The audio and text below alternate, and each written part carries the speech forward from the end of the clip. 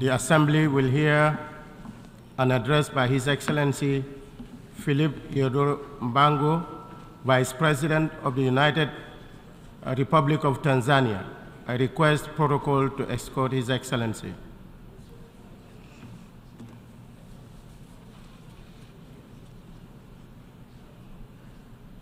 I have great pleasure in welcoming His Excellency Philip Izodo Mbango, Vice President of the United Republic of Tanzania.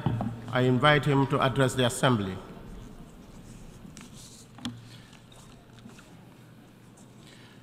His Excellency Dennis Francis, President of the 78th session of the UN General Assembly, His Excellency Antonio Guterres, Secretary General of the United Nations, Excellencies, Heads of State and Government, ladies and gentlemen, Mr. President, please allow me to start by conveying to this august assembly fraternal greetings from Her Excellency Dr. Samia Suluhu Hassan, President of the United Republic of Tanzania, who could not attend this important session due to pressing national commitments. It is a great honor and privilege to address the Assembly on her behalf and for the people of my country. I also wish to join those who have spoken before me in congratulating you, Mr. President, on your election to preside over the 78th session of the UN General Assembly. I pledge Tanzania's full support to your presidency. Similarly, I wish to pay tribute to your predecessor, His Excellency Kaba Korosis, who successfully steered the 77th session of the United Nations General Assembly. In the same way, I commend the Secretary General and the UN Secretariat for dedicated service to humanity in the face of many daunting global challenges. Mr. President, this year, the Assembly is meeting specifically in search of rebuilding trust and reigniting global solidarity. However, for decades now, the persistent voice of the Global South calling in the wilderness, make straight the way toward peace, prosperity, progress, and sustainability for all, has fallen on deaf ears. The hitherto strong historical solidarity, fraternity, and commitment to the principles of non-interference, equality between nations, and mutual benefit bequeathed to us by the UN founding fathers is withering away. As a result of this paralysis in multilateralism, we have now begun to witness shifting geopolitical tectonic plates and creation of new blocs, seeking to replace the now obviously dysfunctional world order. Trust among states has worn away, and there is erosion of the rule of law and a revert back to unilateralism. The effectiveness of the UN system and multilateral financial institutions is now being questioned more than ever before, calling for their immediate reform. All this is happening at a time when the world is reeling from the aftershocks of the COVID-19 pandemic, relentless wrath of climate change, horrendous armed conflicts, global food insecurity, looming energy and debt crisis, as well as stubborn poverty and growing inequality. Furthermore, implementation of the SDGs 2030 has been disappointing, mainly as a result of unfulfilled promises of finance and technology by the global north and limited fiscal space in most African countries. In order to rebuild trust, it is imperative that the global north walks the talk on its promises and listens to the voices of the global south. Analogously, the global south must re-engineer its domestic revenue mobilization effort including putting an end to hemorrhage of its natural resource wealth and illicit capital outflows. Mr. President, peace is undeniably a prerequisite for achieving the 2030 Agenda for Sustainable Development. Ironically, even in this 21st century, some nations are still firing guns and missiles at each other. However, the fact is that massive production of weapons and skyrocketing military spending on armed conflicts is compromising the promises we all made to the most vulnerable among us, that is, children, youth, women, and the poor, to build a better, prosperous world and create opportunities for all, leaving no one behind.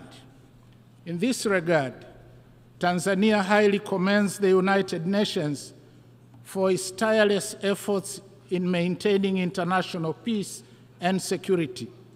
We applaud the Secretary General's new Agenda for Peace, unveiled on 20th July 2023, which provides a greater vision for multilateral efforts towards peace and security on the basis of international law. I therefore implore each one of us in this assembly to give due consideration to the priorities stipulated therein, for they resonate very well with the spirit and essence of the theme of this assembly.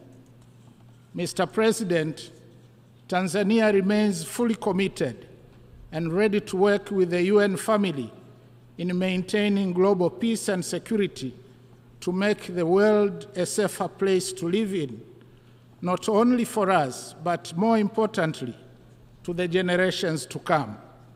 Tanzania firmly believes that the world needs to invest more in dialogue and diplomacy to prevent and resolve armed conflicts. Wars and confrontations must be avoided at all costs, because in war everyone loses, including the non-warring parties.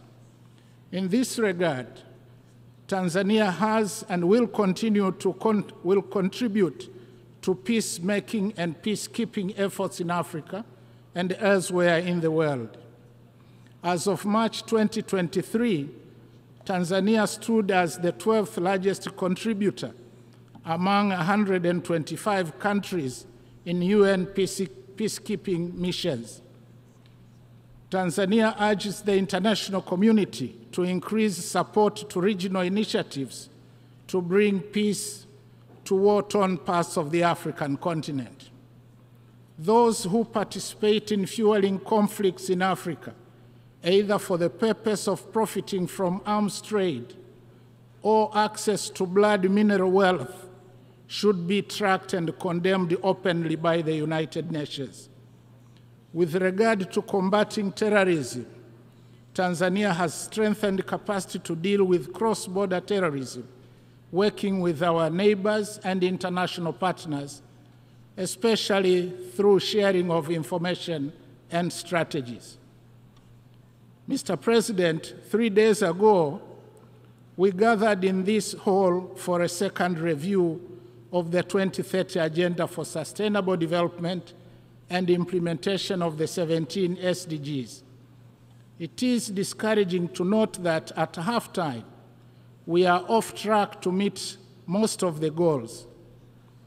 The UN Secretary General's Progress Report reveals that a mere 15% of the 140 targets are on track, while a staggering 37% have either stagnated or even regressed from the 2015 baseline. This underperformance calls for supercharged implementation and partnership, especially prioritizing to scale up investment in people. Mr. President, Tanzania is fully committed to implement the SDGs as envisaged. In July this year, Tanzania presented its second voluntary national report, which shows that overall, there has been significant progress with respect to SDG 2 to 7, as indicated by an increase in food sufficiency ratio, availability of essential medicines, decline in under 5 mortality, increase in pre- and primary gross enrollment rates, significant milestones in pioneering gender equality, improved water supply coverage in urban and rural areas, as well as population connected to electricity. However, only moderate performance has been recorded for SDG 1, 8, and SDG 10. To ensure successful implementation of SDGs, Tanzania is determined to take actions to improve further the domestic revenue effort while capitalizing on PPPs. We are also prioritizing investments in the social service sectors, agriculture and agribusiness, value addition and infrastructure, as well as uplifting of skills for the youth. In addition, harnessing science, technology, and innovation is also key to hastening implementation of the SDGs. Mr. President, climate change has now become the world's greatest threat. Recent natural calamities, which have devastated parts of some countries around the world, amplify the horrible effects of climate change. And on this note, Tanzania offers deepest condolences to the governments and the people of Libya and the Kingdom of Morocco for the loss of lives and properties caused by floods and earthquakes.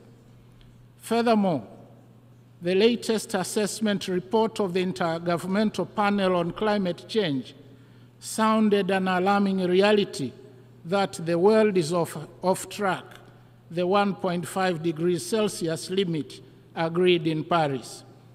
Disturbingly, the report indicates that Africa is warming at an accelerated pace, outstripping the global rate. As such, climate change has and will continue to adversely impact Africa and hamper its progress. Tanzania, therefore, reiterates its call for urgent and concerted actions by all nations to cut down greenhouse gas emissions and strengthen mitigation and adaptation measures. Together, we must create an enabling environment and facilitate investments needed to unlock resources for scaling up implementation of our climate commitments and decarbonization of the global economy. We, the global community, must act with urgency. Tanzania also reiterates its call for a fair and just clean energy transition for Africa. Mr. President, unilateral coercive measures have serious adverse effects on the targeted economies and innocent lives, especially of women and children, the very people we have committed not to leave behind. Tanzania remains steadfast in its opposition to injustice, wherever it is committed and by whoever. We stand against the imposition of unjust economic sanctions and other unilateral coercive measures that undermine sovereignty and prosperity for all. Likewise, we continue to stand in solidarity with our brothers and sisters who continue to be denied their rights to self-determination and those living under occupation or domination. We call for the lifting of unjust sanctions and an end to the occupation or subjugation. Tanzania also advocates for peaceful resolution of all territorial disputes in accordance with the principles set out in the United Nations Charter. Mr. President, in closing, I wish to reaffirm Tanzania's unwavering commitment to support the United Nations and its member states in implementing our common global agenda. We call upon warring parties around the world to silence their guns and missiles and give prominence to peace. Let us act towards each other with humility, not arrogance. Let's heed the old wisdom that says, an eye for an eye leaves everybody blind. Let's act together to address the climate crisis and hasten implementation of Agenda 2030. Our humble plea is that the voices, promises, and solutions made or provided on this rostrum ought to bring hope to the hopeless, dignity to the humiliated, and justice to all. I thank you. On behalf of the Assembly, I wish to thank the Vice President of the United Republic of Tanzania for the statement just made, and I request protocol to escort His Excellency.